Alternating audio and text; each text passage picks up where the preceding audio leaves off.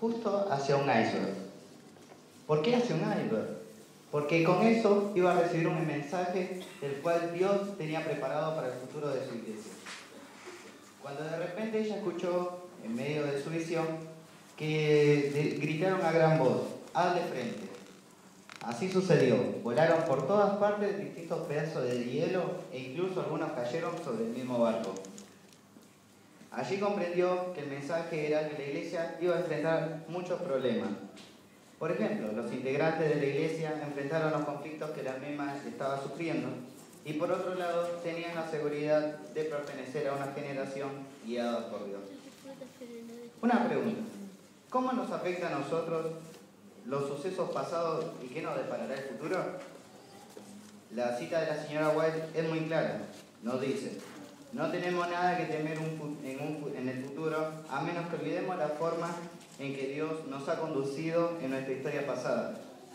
También el apóstol Pablo en 1 Corintios 10:11 nos dice: estas cosas le sucedieron para ejemplo y fueron escritas para advertir a los que han llegado al fin de los siglos. Esta cita, ¿es suficiente para dejar que Dios dirija todas las cosas, mientras cada uno se dedica en sus quehaceres y se aleja cada vez más de Dios? Filipenses 2:12 nos dice: por tanto, amados míos, tal como habéis obedecido siempre, no solo en mi presencia, sino mucho más ahora en mi ausencia, ocupaos en vuestra salvación con temor y temblor.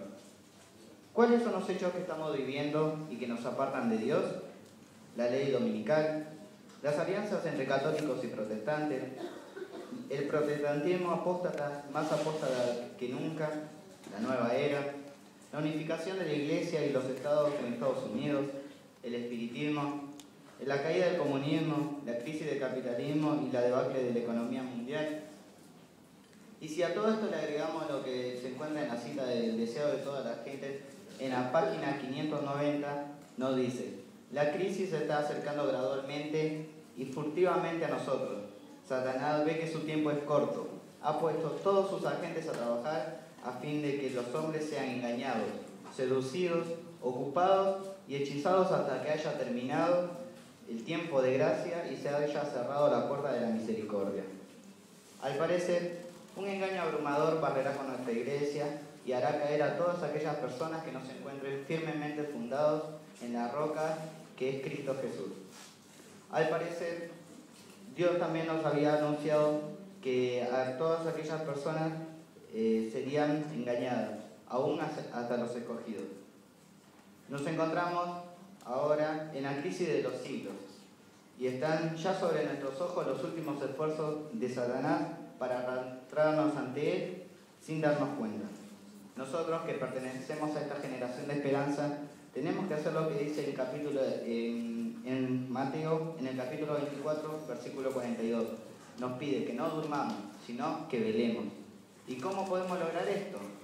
Estudiando la lección todos los días, dedicando más tiempo para orar, asistiendo a la iglesia, buscando a Jesús, dedicando tiempo a compartir nuestra fe con aquellos que más lo necesitan, velar por nuestra mayordomía.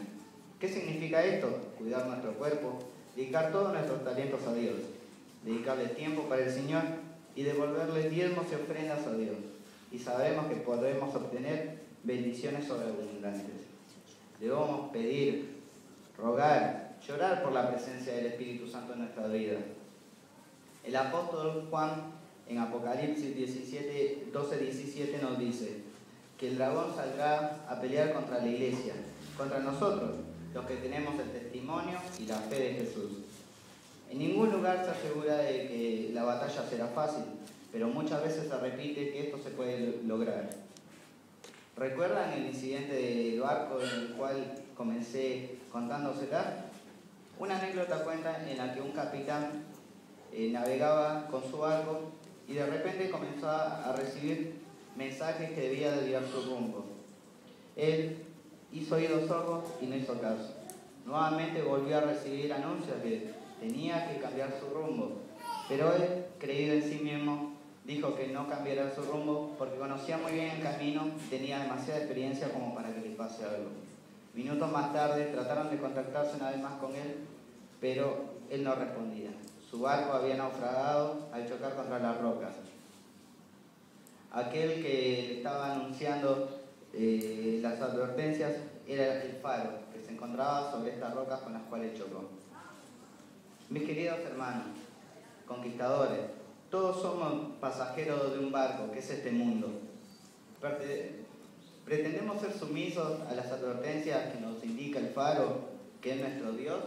¿O pretendemos ser como el capitán, llevar nuestro barco, seguir nuestro rumbo y naufragar?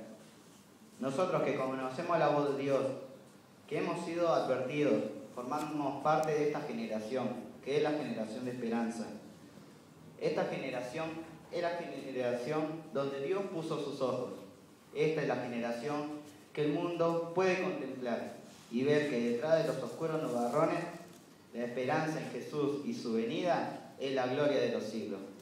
Quiero animarte, querido conquistador, querido hermano, a que reafirmes tu fe, tu confianza y que pongas tu esperanza en Cristo Jesús. Que Dios lo bendiga. Amén.